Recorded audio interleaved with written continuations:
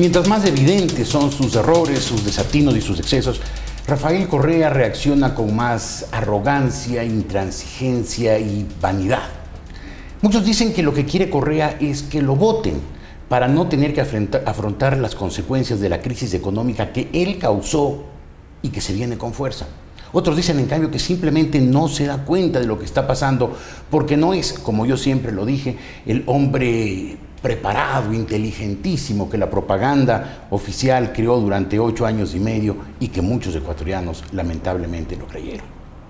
Coronel Cobo, buenos días. ¿Usted cree que Rafael Correa está tratando de que lo voten para no tener que lidiar con su propia crisis económica?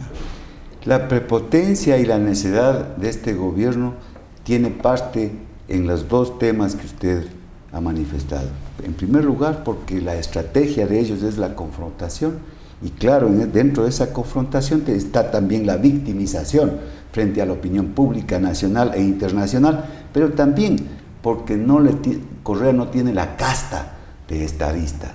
Simplemente es un oportunista que, en base a los factores adversos que la sociedad vivía hace 8 años y medio, se aprovechó de las circunstancias y asaltó el poder, porque eso hay que recordarle al pueblo ecuatoriano. Para poder estar como estamos, primero asaltó el poder, basado en la legitimidad, y asaltó el poder porque fue a las instituciones como el Congreso Nacional, como el Tribunal Supremo Electoral, como el Consejo Nacional Electoral y otras más, con los garroteros. Que dicen que eran del MPD. Que dicen que son del MPD y ahora están pagando sus consecuencias. Claro, en esa época andaban... Claro, pero ahí eran patriotas. Ahora los del MPD, desde el punto de vista del gobierno, son garroteros.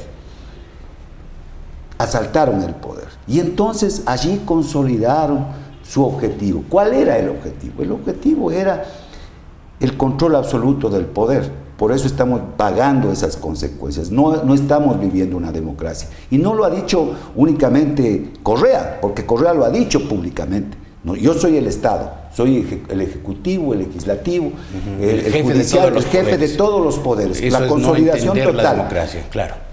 ¿Y cómo lo ha hecho? A través de una legitimación y una legalización, entre comillas, cooptando el proceso de toma de decisiones de todas las áreas estratégicas. Y así gobernó durante 8 años y medio. Así gobernó. Pero ahora se le viene la crisis y mucha gente sospecha que Correa está haciendo todo lo posible con esas actitudes desafiantes, prepotentes, para que lo voten. ¿Usted cree que quiere que lo voten? Yo particularmente creo que no, aunque hay un episodio muy parecido en Venezuela. No se olvide que a Chávez lo votaron y regresó con más fuerza, victimizado. También el 30S. El 30S se provocó una crisis aquí en el Ecuador por culpa de Correa, obviamente, por ser necio, por no escuchar a quienes le recomendábamos que no vete de esa manera la ley de servicio público. Y se fue a meter en un regimiento policial y causó la crisis que causó. Y salió victimizado. Claro. Y salió victimizado. Armó toda una leyenda claro, del secuestro que fue desmontada, con un libro, ¿no? El libro que escribe el jefe del Comando Conjunto, el general González, posteriormente desbarata la tesis del secuestro. Pero entonces usted lo que cree es que él está intentando hacerse la víctima para regresar al poder y seguir ejerciéndolo con más fuerza. Lo está haciendo en este momento, después de que ha pasado ya la parte más alta de la confrontación en las calles y que ha bajado obviamente porque no es fácil sostenerse en las calles. El gobierno está provocando una serie de victimización frente a la represión que el gobierno mismo causó. Sí, ¿usted no cree que Correa quiere irse? ¿Usted cree que lo que Correa quiere es perpetuarse en el poder? Absolutamente. O sea, volver a ser candidato el 17, el 21, el 25. Absolutamente. Y siempre que los ecuatorianos con nuestra pasividad se lo toleremos. Por eso nosotros hemos dicho siempre, hay que concentrar toda nuestra capacidad, toda nuestra fuerza de todas las organizaciones, de los ciudadanos, en un solo objetivo. Y ese objetivo es el archivo de las enmiendas constitucionales, sobre todo aquella que pretende la reelección indefinida. El coronel Fausto Cobo, y no hace falta quizás recordarlo, fue uno de los legisladores más importantes en la legislatura anterior, cuando dio una dura batalla contra la ley de comunicación, la ley Mordaza, que hoy se lo está aplicando con toda su fuerza represiva. El coronel Cobo hoy pertenece a una organización, Compromiso Ecuador, después de haberse separado del Partido Sociedad Patriótica del coronel Gutiérrez. ¿Por qué hizo eso usted, coronel? Porque consideré que la alternativa política presentada por Sociedad Patriótica no era aceptada por el pueblo ecuatoriano. ¿Por qué? Porque sencillamente recibió en las elecciones anteriores la señal más importante, el voto. Y lógicamente Gutiérrez dejó de ser un líder que logre agrupar a un sector importante de la población y dejó de ser una alternativa de poder. Y cuando eso sucede, un partido político deja de tener su razón de ser. Pero como usted lo dice, coronel, suena que usted estaba ahí porque porque Gutiérrez podía ganar. Hoy que Gutiérrez ya no puede ganar, mejor se busca un espacio mejor. En primer lugar, les debo decir, yo pertenezco a una generación de oficiales que participamos en un hecho histórico con críticas de unas personas y con aceptación de otras. Yo acepto mis errores también, porque esa es parte de la vida de un ser humano, más aún de una persona que es pública. Participé en el 21 de enero del año 2000 y yo pensé, siempre lo hice, para no reprimir al pueblo ecuatoriano en ese momento histórico, pero también que era necesario cambiar. Yo luché contra el feriado bancario. Pero era un golpe de Estado. Era un golpe de Estado, absolutamente. Antidemocrático. Antidemocrático, absolutamente.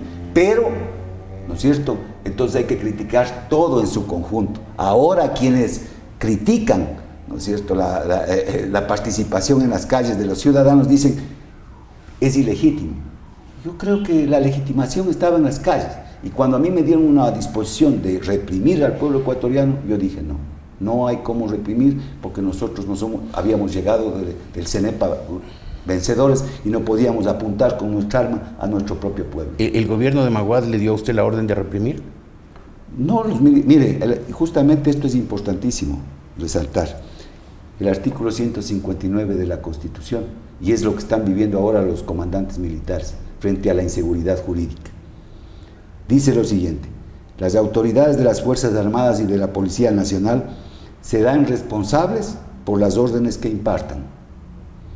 La obediencia a las órdenes superiores no eximirá la responsabilidad a quienes la ejecuten. ¿Usted hace esa cita para referirse a lo del año 2000 o a lo que está pasando ahora con la represión en las calles? Yo me refiero y cito esto porque creo que los militares somos obedientes, pero que tenemos siempre que tener en cuenta qué órdenes recibimos y cuál es el contexto en el cual recibimos, porque las armas que el pueblo nos da a nosotros como custodia para que le demos seguridad tienen que ser empleadas de una manera razonable. Usted está llamando a sus colegas militares a que si reciben de parte del gobierno de Correa la orden de reprimir al pueblo, no lo hagan. El peor pecado del pueblo de un soldado es apuntar con su arma a su propio pueblo, en primer lugar, y en segundo lugar... Pero no cumplir las órdenes de rebelión. No, pero es que aquí está el artículo que ellos mismos pusieron, ¿no? Eso no les va a eximir de su responsabilidad, por más orden que le den. A mí me dan la orden de reprimir al pueblo, yo tengo que pensar dos veces por qué lo estoy haciendo y cómo lo voy a hacer, ¿no es cierto? Entonces, mire usted, la inseguridad jurídica.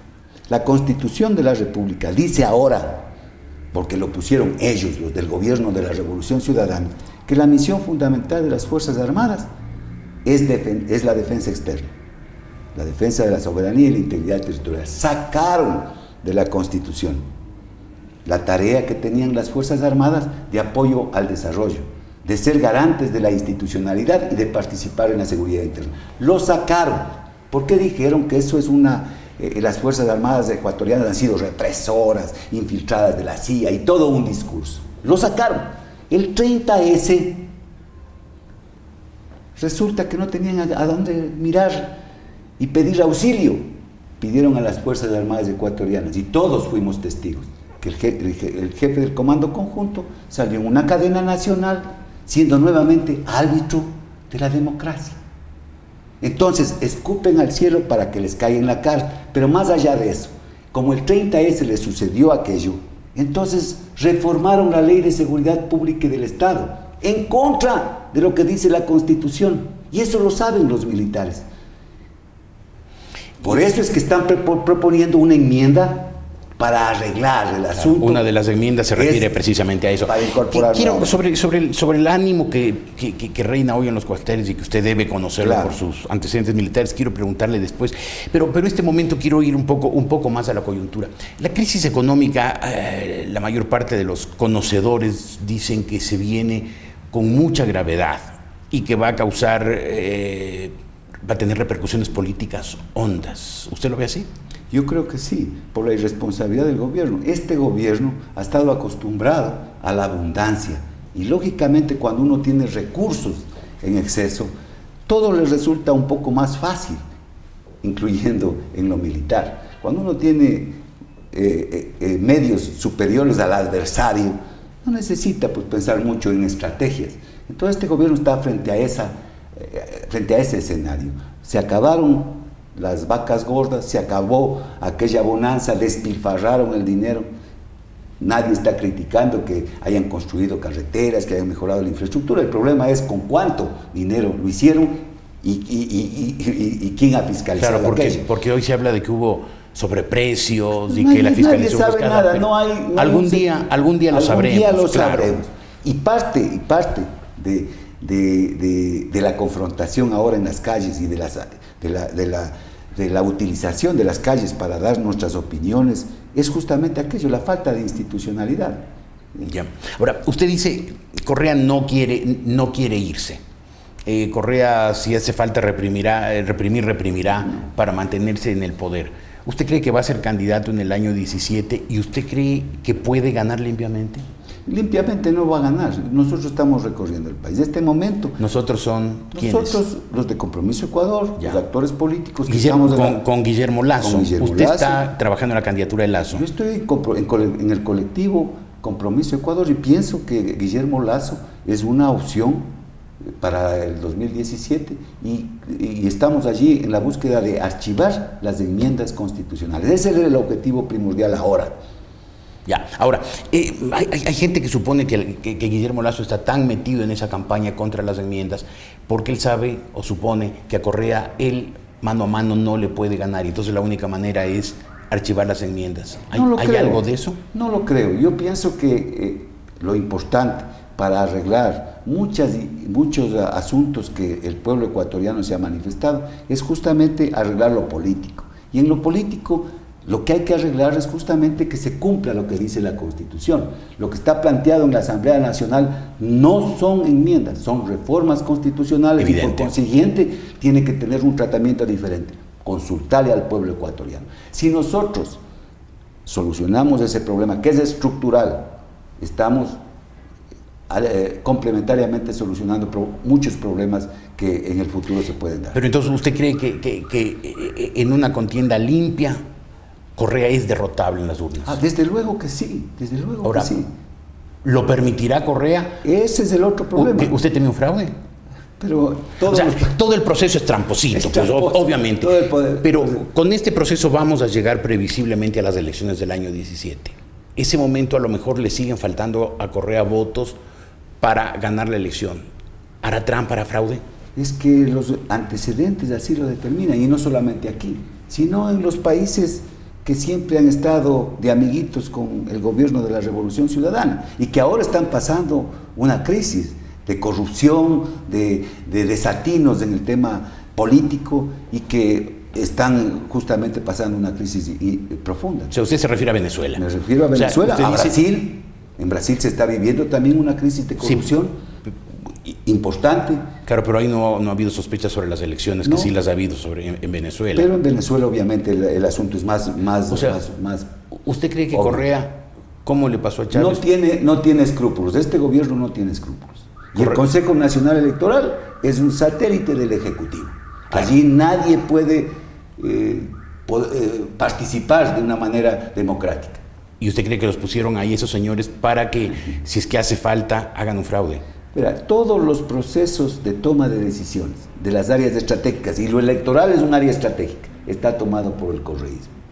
Todo, el tema de la comunicación, el tema económico, el tema social, el tema educativo, todo tenía el proceso de toma de decisiones en poder del Ejecutivo, a través de una superintendencia, a través de un consejo. Pero y ahí está el problema. Me imagino yo, coronel Cobo, que Correa debe tener presente lo que pasó en el Perú.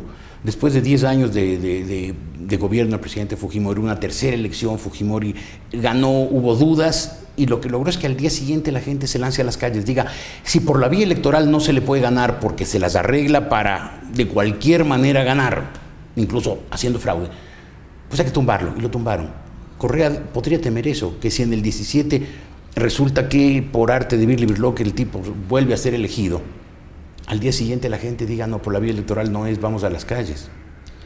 Eso pensamos nosotros los ciudadanos cuando no estamos en el poder, pero cuando se está en el poder y de una manera prepotente, controlando todos los instrumentos del poder y rodeado de un séquito de serviles, de cortesanos y bufones que le están diciendo lo contrario, entonces se envanece y se vuelve prepotente, se cree que es la última palabra, se cree que es el rey, que es el dueño del poder.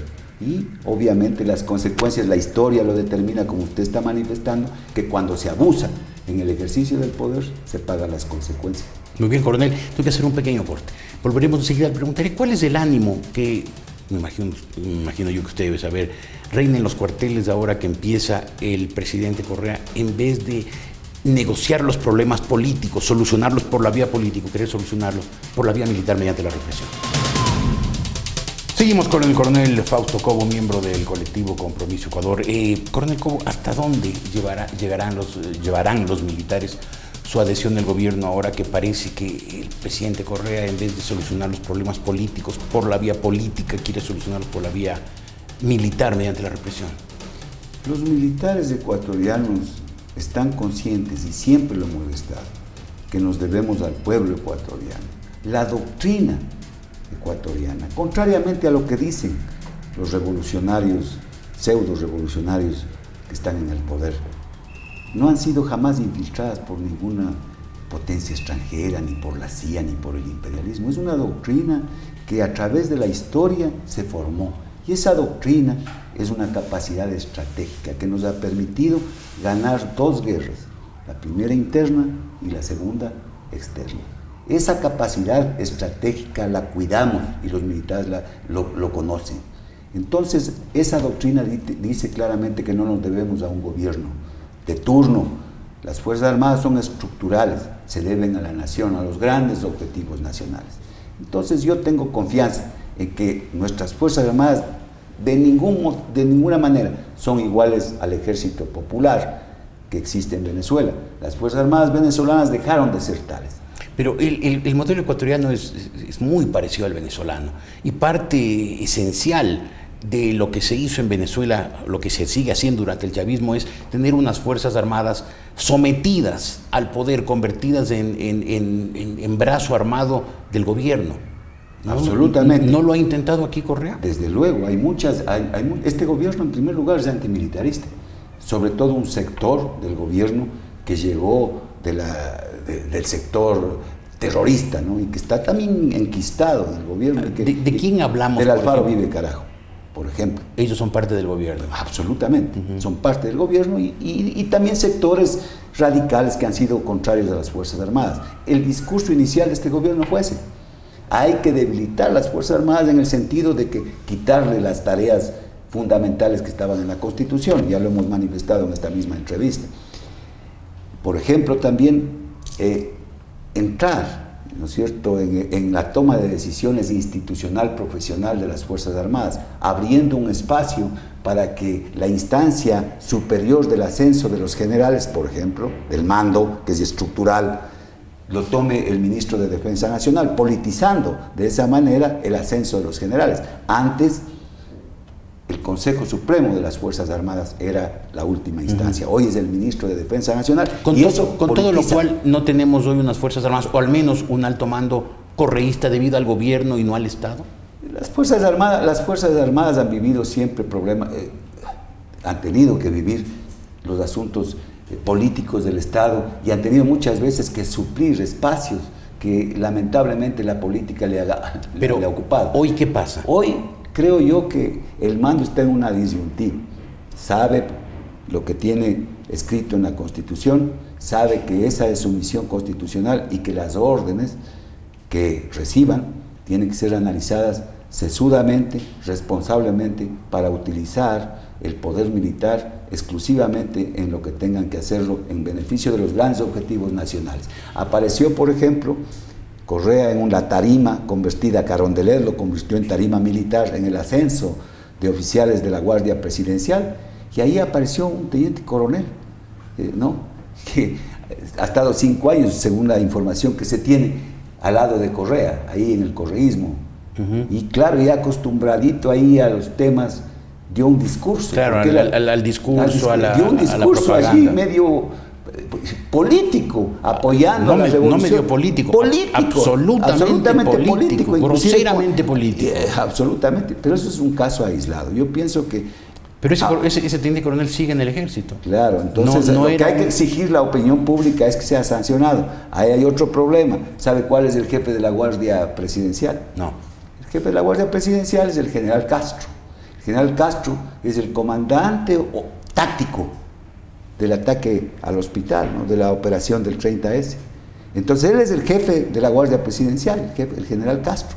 Entonces hay que exigirle al mando que sancione al teniente coronel y le llame la atención al general directamente, comandante de ese teniente coronel, que permitió que hable de esa manera. Pero estos dos casos que usted menciona demuestran que de alguna manera las Fuerzas Armadas están siendo penetradas por el correísmo. Intentan penetrar, pero yo pienso que la doctrina de las Fuerzas Armadas, su historia, su preparación, su profesionalidad, son más fuertes. No, de ninguna manera vamos a comparar con las Fuerzas Armadas venezolanas. De ninguna manera. De ninguna manera. Creo que está claro su mensaje. Usted mencionó a Alfaro Vive y a propósito quiero preguntarle, he oído versiones de que usted ha sido enjuiciado por presuntas calumnias al señor Arturo Jarrín, quien fue líder de Alfaro Vive y ya murió. ¿Es cierto que es un juicio o es una leyenda urbana? No, es verdad. En el tiempo del correísmo todo puede pasar. El bien jurídico protegido en la Constitución y en la institucionalidad ecuatoriana es la honra de las personas. Pero la honra de las personas... Excepto la honra de los adversarios del gobierno, quienes merecemos todo tipo de descalificaciones, de insultos y de ofensas. Pero obviamente la honra termina con la vida. Cuando uno fallece, deja de tener honra y pasa a tener la memoria del difunto. En muy pocos países en el mundo se protege también la memoria del difunto. No es el caso ecuatoriano. Sin embargo, yo tengo un juicio planteado por la señora Soledad Buendía y el hermano de Arturo Jarrín. ¿Quién es la señora Buendía? Es asambleísta de país, que es la que presentó el paquete de enmiendas constitucionales. Y ella es esposa del hermano de Arturo Jarrín. Y entonces me siguen en juicio por injurias porque yo salí a defender a los militares que están siendo enjuiciados por actos de lesa humanidad producto de la guerra antiterrorista. Y a Arturo Jarrín, que era el número 1 del Alfaro Vive, le condecoraron en la Asamblea Nacional al mérito social.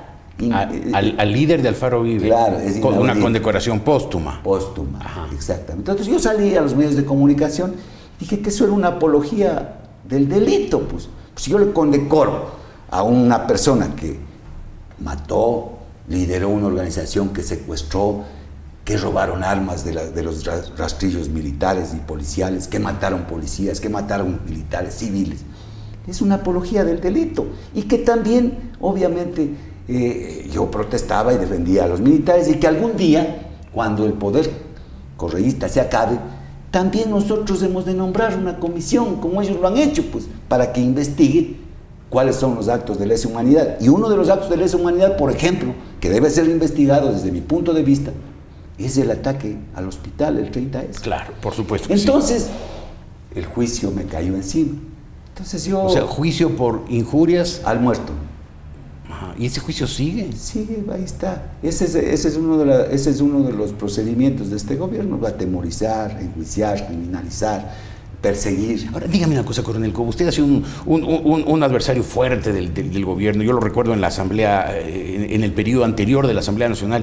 Usted era quizás el más duro de los legisladores de la oposición. Por ejemplo, usted dio una dura y larga batalla contra la ley Mordaza, contra la ley de comunicación. A pesar de que en el país todavía con esa inmensa propaganda habían engañado a tanta gente y mucha gente, incluso muchos de mis queridos colegas periodistas decían hay que tener una ley de comunicación y me decían que yo era un fanático, un radical, porque yo decía, sí, la ley de comunicación tiene un lugar en el Ecuador que es el tacho de la basura. Absolutamente. ¿Usted no ha tenido nunca miedo? Pero el miedo es parte del ser humano. Pero, mire, hay una frase muy importante. Los años no envejecen. El miedo envejece más. ¿Sabe por qué? Porque los años arrugan la piel. En cambio, el miedo arruga el alma. Yo como ciudadano, como me sobrepongo a todos los momentos difíciles. Porque me imagino que a usted muchas veces lo amenazaron, lo presionaron, lo persiguieron, le interfirieron llamadas, correos. Absolutamente, es un gobierno represor, es un gobierno perseguidor, no tiene escrúpulos. Contrariamente a lo que ellos manifestaban, que la Constitución garantiza derechos y más habladuría, este gobierno utiliza el poder para criminalizar, para perseguir. No tienen escrúpulos. Fíjese lo que sucede con la SENAIN, ¿cierto? Este servicio de espionaje. De espionaje, que es guerra electrónica, en otras palabras. Guerra electrónica activa y pasiva, ¿no es cierto? Es interceptación, interferencia. Tienen los equipos para hacerlo. Eso ya lo han reconocido. Sí. Ya lo han reconocido. Ahora, con motivo del último escándalo que surgió a través de la opinión pública por aquellos mensajes que salían, que han perseguido a líderes políticos, descalifican las fuentes. ¿Las fuentes quién califica? Ellos. Esta fuente es buena, esta fuente es mala. Claro. Cuando a mí me conviene, entonces es A. Cuando a mí me conviene, es Z. Pero lo que no hablan, cuando están tratando de investigar porque han comprado a la firma tal, lo que no hablan es con qué dinero compraron. ¿Usted sabe con qué dinero compraron? Bueno, a ver, me imagino. El artículo 18 de la Ley de Seguridad Pública del Estado.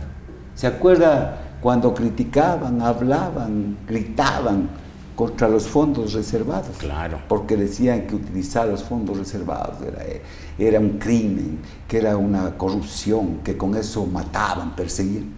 Bueno, ellos le cambiaron el nombre. Como casi todo han cambiado el nombre, o lo ponen fastuoso, o sencillamente lo cambian el nombre. Artículo 18. De los gastos especiales. Ahora se llaman especiales. Pero son los mismos gastos reservados. Claro. Son los mismos gastos reservados, que no son fiscalizables. Solamente el contralor, en una audiencia privada, verifica por ahí algunas cosas y listo. Entonces esos fondos, ¿quién sabe en el Ecuador sobre los fondos reservados? Entonces usted cree que... ¿Y lo maneja quién? La Secretaría Nacional de Inteligencia. O sea que con esos fondos especiales compraron equipos de interceptación. El pretexto era... combatir la delincuencia. La delincuencia, básicamente el narcotráfico. Antes de la Revolución Ciudadana, se hacía, yo no voy a decir que no había gastos reservados, que no había inteligencia, que no había contrainteligencia, existía. Pero ese ambiente, que es delicadísimo, estaba amparado en una institución creíble, pues, en una institución que con errores administrativos individuales, puntuales, ha logrado salir adelante en el manejo por muchísimos años, diferente en otros países que son las Fuerzas Armadas. Ajá. Ahora no. Ellos dijeron que el sistema de inteligencia nacional estaba infiltrado por la CIA. Y entonces se tomaron también el sistema de inteligencia, que desde luego ha sido en los temas estructurales, estratégicos, ineficaz. Porque acordémonos de Angostura, ¿no? Acordémonos de Angostura. Angostura, si es que hubiese habido un sistema de inteligencia adecuado, jamás hubiera sucedido. No solo el ataque colombiano, sino la presencia del puesto de mando del narcoterrorismo regional. En territorio ecuatoriano, largo tiempo. Y allá asistían como en un hotel los extremistas de todo el mundo a recibir consejos, a realizar reuniones. Una pregunta más sobre esto de infiltración de los servicios de inteligencia. Antes se decía que la CIA, que los servicios secretos israelíes. Usted dice que los cubanos y los venezolanos, ¿usted sabe algo al respecto? Mire, hay muchas informaciones. Yo soy un hombre de inteligencia y un hombre estructurado y formado militarmente en el tema de seguridad. Entonces, cuando hay la información, ¿no es cierto?, hay que procesarla, hay que registrarla, hay que evaluarla, hay que integrarla y producir inteligencia. Entonces, lo que nosotros tenemos es información. Es información, que sí, que los cubanos, que los venezolanos. Yo no me atrevería a decir que sí existe este momento una influencia cubana o venezolana, porque no tengo los mecanismos para poder producir inteligencia. Ajá. Pero los indicios están allí, ¿no es cierto? Hay las sospechas de que eso sucede. O sea, hay indicios de que nuestros servicios de inteligencia están penetrados por venezolanos y cubanos. Vea, el tema de la soberanía, el doble discurso. El general González, no el conscripto que está haciendo guardia en la garita, no, el general González, Ernesto González, jefe del Comando Conjunto, en un libro escribe que el 30S le llamó al teléfono Chávez. ¿El presidente Hugo Chávez? Claro, el presidente Hugo Chávez llama al jefe del Comando Conjunto del Ejército Ecuatoriano, de las Fuerzas Armadas Ecuatorianas, y ahí nadie dice y habla. Nadie dice violación de la soberanía. Ahí le parece bien al correísmo. Ahí le parece excelentemente bien. ¿Qué le parece? El narcotráfico. Usted eso lo ve como un indicio de penetración. Claro, pero obviamente, pues son hechos, eso hay que analizar. Entonces, en un análisis de inteligencia, eso estaría registrado, integrado con otras informaciones y al final produce inteligencia. Calificando las fuentes, calificando las agencias. No es que sale el corcho cordero, ¿no es cierto? Porque otro de los males contra las Fuerzas Armadas que ha dado este gobierno son los malos ministros de defensa, ¿no? Malos en el sentido de ignorancia, unos que no conocen el tema de la seguridad y la defensa nacional, y otros que nos han odiado históricamente, como el caso de Javier Ponce, por ejemplo. Él escribía en artículos de opinión. En la prensa corrupta. Sí, en la prensa corrupta en contra de los militares. Así es, pero... Entonces el Corcho Cordero sale y dice que aquí hay un golpe blando en la confronta. Y le pregunta al periodista y le dice, bueno, deme datos.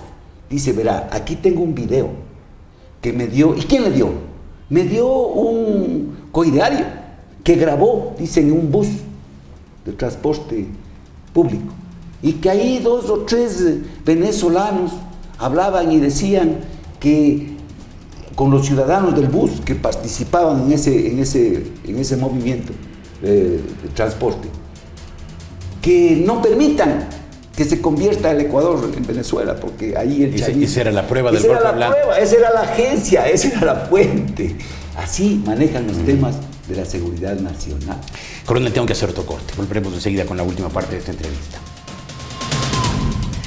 Coronel Cobo, con todo lo que ha pasado últimamente y con todo lo que los expertos dicen que se viene por una crisis económica que se acerca con fuerza, cada vez se habla más de cómo será el post-correísmo. Usted está trabajando con Guillermo Lasso. Guillermo Lasso es, según las encuestas, el candidato con más posibilidades de derrotar a Correa. ¿Usted lo ve a Lasso gobernando el país y pudiendo desmontar toda esta inmensa, poderosa, terrible estructura de poder creada por el correísmo? Uno de los retos históricos del pueblo ecuatoriano, de las autoridades, de los ciudadanos, es desmontar esta pseudo institucionalidad que lo que ha hecho es concentrar en el presidencialismo todo el manejo y el ejercicio del poder.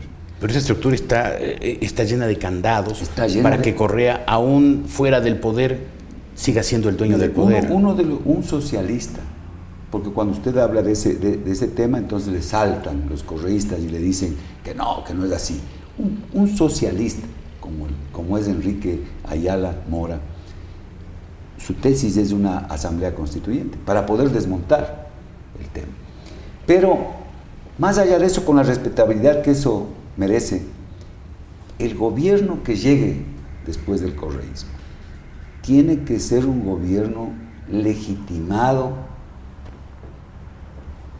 por una gran parte de la población ecuatoriana.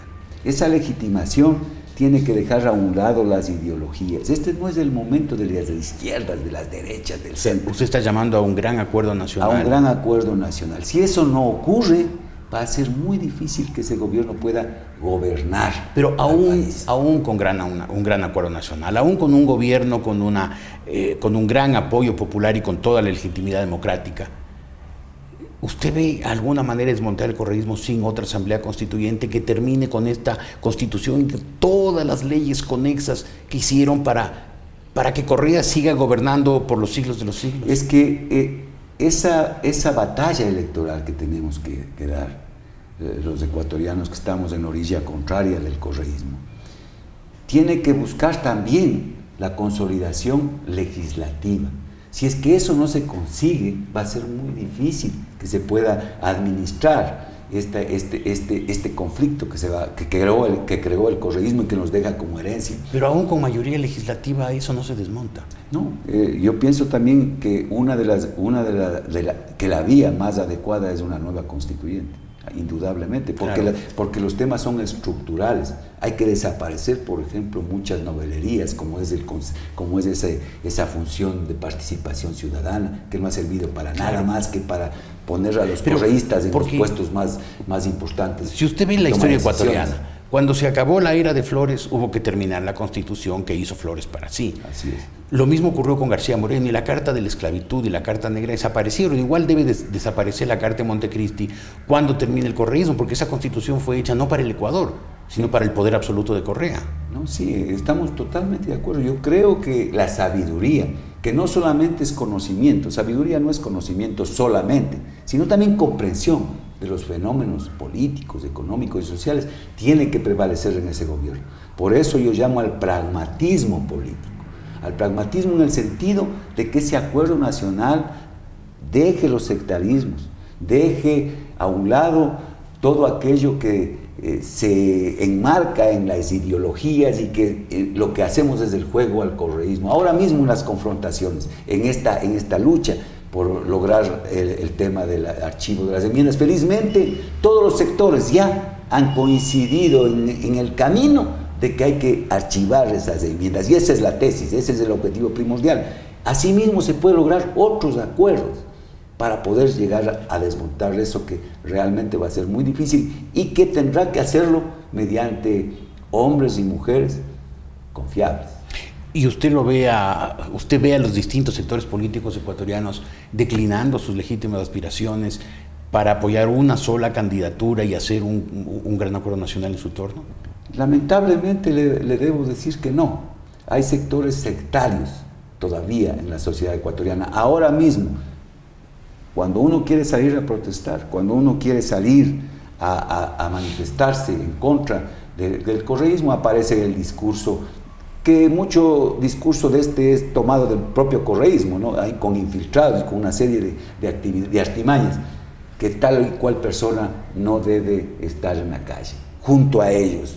Y entonces, ¿las calles de quién son? ¿Son solamente de esos sectores o son de todos los ecuatorianos que están en contra del correísmo? Si eso ocurre con una marcha, va a ocurrir más aún con una candidatura. Sí. Y entonces la oposición podría terminar fragmentada en una serie de pequeñas candidaturas que lo único que hagan es ayudar a la perpetuación del correísmo. Ojalá que eso no suceda, no está en nuestras manos solamente. Lazo está trabajando para tratar de unificar. Compromiso Ecuador está trabajando en ese sentido. Y creo que esa es la importancia de Compromiso Ecuador, porque creo es un partido político que está plenamente identificado con sus tesis y muy respetable. Pero es verdad que Compromiso Ecuador es más amplio. Ahí está, por ejemplo, también Concertación. Ahí está César Montúfar con su partido político, con el partido político. Hay muchos sectores que no necesariamente son de Creo, sino que estamos convencidos de que ese es el camino, la unidad. Ahora, en el Ecuador se ven básicamente tres potenciales candidatos de la oposición: Lasso, Nebot y Rodas. Las versiones que circulan es que no se hablan, que Lasso y Nebot no se hablan, que no tienen ningún vínculo, y que Rodas, por su parte, a pesar del deterioro de su imagen como dirigente, como referente político, por sus coqueteos con el gobierno, también juega sus cartas de mantenerlas escondidas bajo la manga por si acaso, y que las posibilidades entonces de una unidad son mínimas, cuando no nulas. Yo creo que en el camino se van a ir dando las cosas. Las encuestas, el trabajo de Guillermo Lasso es persistente, lo ha dicho públicamente frente a la opinión pública de una manera frontal, que él quiere ser candidato a la presidencia de la República, asunto que no lo han dicho los otros. Más bien Nebot ha dicho que no quiere ser y se supone que Rodas se va a dedicar a la alcaldía. Y Rodas ha dicho también que él va a terminar el compromiso con Quito. Pero entonces, ¿por qué Rodas y Nebot no lo apoyan a Lasso? ¿Algo está fallando en Lasso?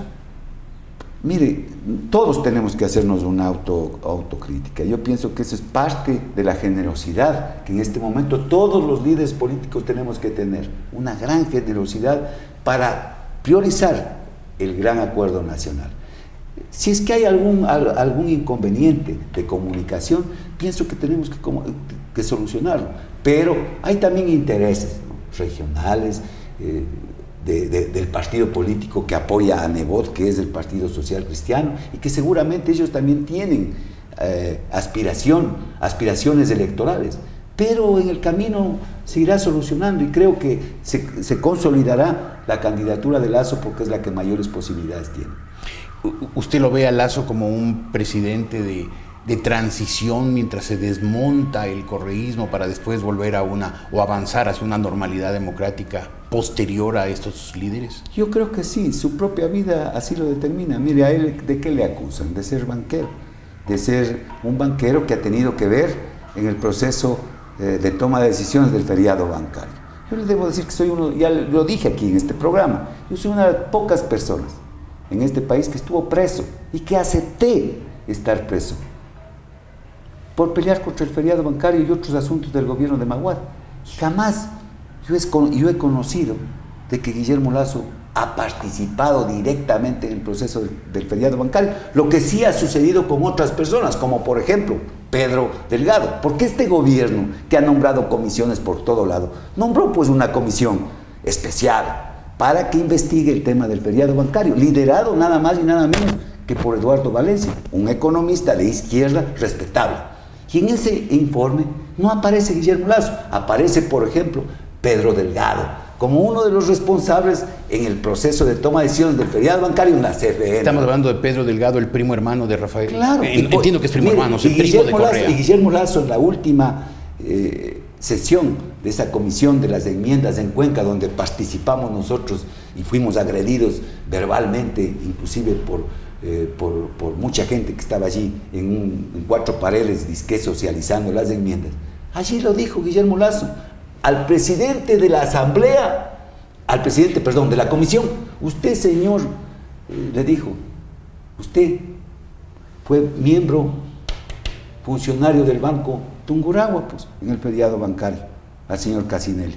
Y está ahí sentado, liderando. Cassinelli, claro, él es legislador del partido. Claro, legislador de la Alianza País y preside la comisión de tratamiento de las enmiendas. Ajá. Y ahí está sentado. Él dice con legitimidad y legalidad, y fue funcionario del Banco Tungurahua, que ese banco sí quebró, pues. Claro. Ese banco sí quebró, no el Banco Guayaquil. ¿Usted lo ve a Lasso ganando las elecciones? Yo le veo a Lasso ganando las elecciones. ¿Y usted lo ve a Lasso siendo un líder suficientemente fuerte como para desmontar esta estructura tan dura del correísmo?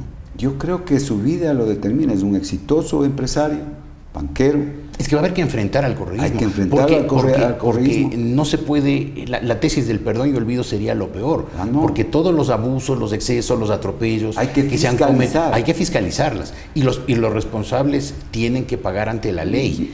Y para eso hay que tener un líder suficientemente fuerte y enérgico como para que tenga el valor de llevar a juicio a quienes deban ir a juicio. Yo creo que Guillermo Lasso quiere participar en la presidencia de la República, ya es un hombre exitoso, para trascender en la historia. Yo le he dicho a Guillermo personalmente, usted tiene que trascender en la historia. Y para eso, por ejemplo, una de las acciones importantísimas es rodearse de gente honesta, de gente valiente, de gente que esté dispuesta a jugarse la vida si es necesario, para que nuestro país, para que nuestra familia, para que nuestros hijos, para que nuestros nietos tengan libertad. ¿Una de esas personas es usted? No, yo simplemente trabajaré, como siempre, honestamente, por los principios y los valores que creo. Muy bien. Coronel, muchas gracias por haber estado aquí. A usted muchísimas gracias. El coronel Fausto Cobo, miembro de Compromiso Ecuador, hoy aquí en laRepública.es.